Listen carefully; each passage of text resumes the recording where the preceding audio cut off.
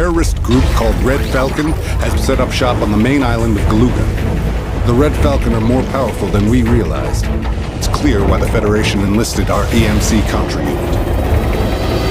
Looks like break time's over. Lock and load. Hell yeah, brother. Miss anything? Hands on the spread shot. Let's get to work. Pardon me, boys. Let's make some noise. And what did we learn? Going up? I have no choice. I'll avenge my people. Come, my friends! Need another hand? I should have known Contra had arrived when the entire jungle caught fire. Proceeding as ordered. Neutralized. Success. Contra, the Earth Marine Corps funds. Roger that. Cavalry's here. Heads up! Let's go!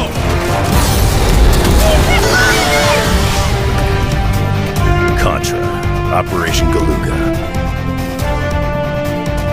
Contra. Is that so?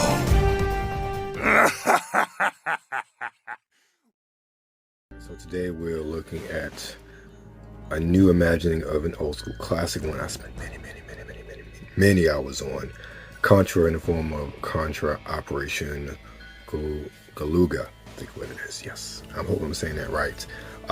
For games like this or game playthroughs like this, I like to choose easy because I want to see how the game plays and get a better understanding of it without getting my behind whipped. Of course, during the course of this video, I still get my behind whipped every now and again. And you have your two main characters, Bill and Lance. And one of the things I do like about this game is that as we go further along, over in Europe, Contra was called Predictabots. So the main characters, Bill and Lance, who got their origins as ripoffs of Schwarzenegger and Stallone, are replaced by robots because of our European rules on violence is not as violent if it's robots. So that's what happens. And I actually have a Contra collection, so I have all of the different versions of Contra to really test it out. And you see those characters in this game as well. When you go to the arcade mode, you can choose either Bill or Lance or the two Protectobots, and then this young lady right here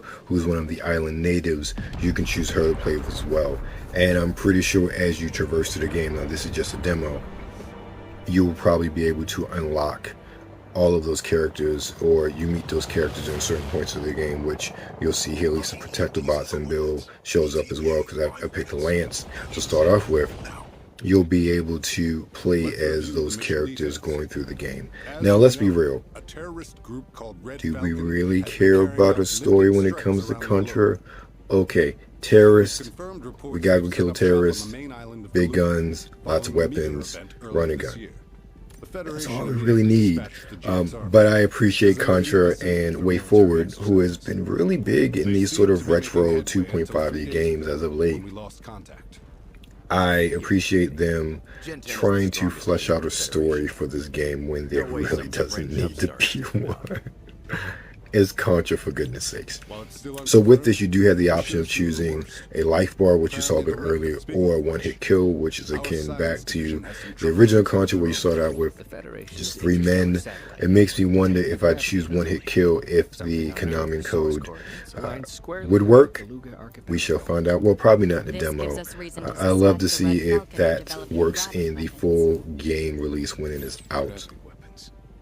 So yeah, is anybody paying attention to the story? Because I'm not. I'm just waiting to blow some stuff up. That's right, Lance. We can't risk Yeah. No. We know. Okay, aliens, weird technology, Red Falcon terrorists. Surprisingly, it took 6 months for them to get there, though, from the original attack that happened.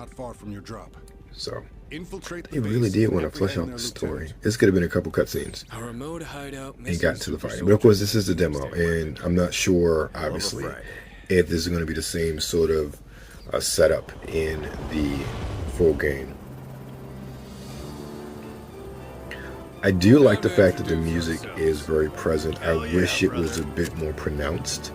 in the background, the classic Contra music, and I'm not going to try to doo-doo out the Contra music. I do enjoy the graphics for this game. It is something that I feel as though it reminds me, this is not in a bad way, of a mobile game.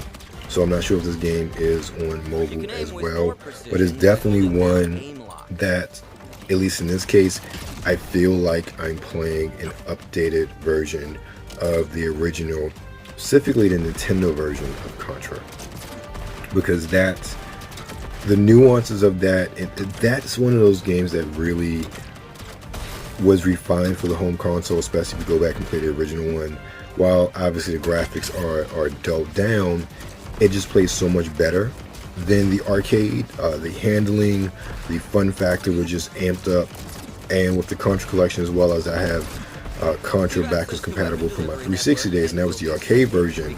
It's interesting flipping between the arcade as well as the Nintendo version or NES version of the game to see the similarities and differences, and how just from a gameplay perspective, I think the NES game was just far superior. Maybe I'm biased because of how many hours I put in trying to master the Konami code and playing with my boy, and just us going through it back and forth over and over and over again, just never stop playing it. But this demo right here just serves a really good reminder of those classic times. I do love the spray gun. I don't think who wants anything other than a spray gun when you're playing Contra, just to take out enemies in multiple directions at once.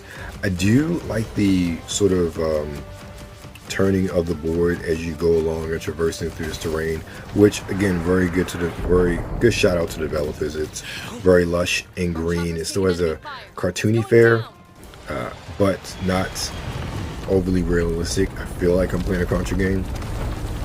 And I know there was a Contra game that came out maybe a year or two ago, and it was critically panned. Well, not just critically, and everybody hated it because it was, in many people's opinions, absolutely horrible and didn't feel like a Contra game. So this may be somewhat of a redemption for the series. I also played Contra Hard Corps, which came out on the 360 era, PS3 era as well, and it was a different Contra game, but it felt like Contra. So I really appreciate that, and I really appreciate this. This is exactly what I grew up with, just brought up into the modern era. I do also know something you'll see later, the ability to hold on to two guns and to switch between the two, having a primary and a secondary weapon, which was really cool. I really enjoyed that, and I thought that was a new, unique twist on it, because, you know, we hate, once you get the gun you want, you hate having to drop it for another one. And like, even on this gameplay, I keep the spray gun as long as possible because it's just so awesome. But I hate the fire gun, and I'll pick that up eventually. If I haven't picked it up already, I forget, in this gameplay, because I got rid of it pretty quickly. Don't like the machine gun either. The fire gun just has such a limited bandwidth or length of field to shoot. I don't like it. Spray goes across the field. Laser, I really like the update of the laser on this one as well.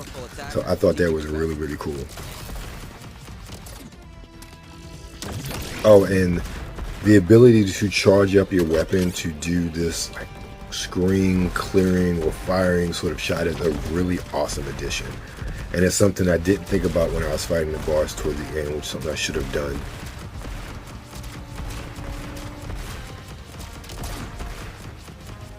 So yeah, it's really cool, and I don't see how. Well, I can see how, but making it with one-hit kills would be a pain in the butt for something like this. I love the up and down. I love just the field of view change for this. And here you see one of the Protectobot characters, basically a dude in an armor suit, as far as this game is concerned. Talking to you.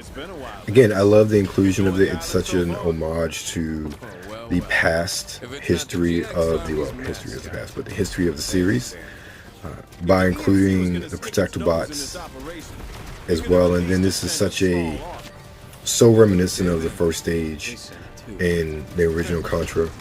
Obviously not a one-to-one, but the bridges, the jungle theme, all of that. Even the end boss is very reminiscent of the end of the first level of Contra, both at home as well as in the arcade. I'll keep in touch. Just in case things Again, this is the laser here, so I really like how the laser works, and it's very destructive as well, which I really enjoy. I like the hanging parts, or at least the ladder parts. It's somewhat difficult because you can't move and shoot at the same time, which is something I would have liked to have happen. So here we are a little bit further down there. I think I died once or twice as far as that's concerned. So again, still working with the laser, and he hit me, but again, this is where that life bar comes into play, which is really cool. And he's gonna hit me with the grenade. I don't know why I was thinking Mario. I wanted to slide down, spray gun again. This is where I figure out how to switch. I think switching through the different guns, which again is a very, very cool aspect. Oh, what I didn't show in this one is the missiles. The missiles are just like an awesome gun to have. Now this, I thought, okay, yeah, it's just like the original game. Oh, here we go. No, something was a machine gun. I don't want that. Now the missiles.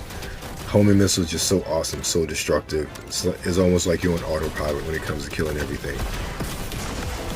So I have to defeat that one. Okay, I think I'm done. No, another one pops up. I was like, I did not expect that. I thought it was going to be just, okay, you know, just like the original one.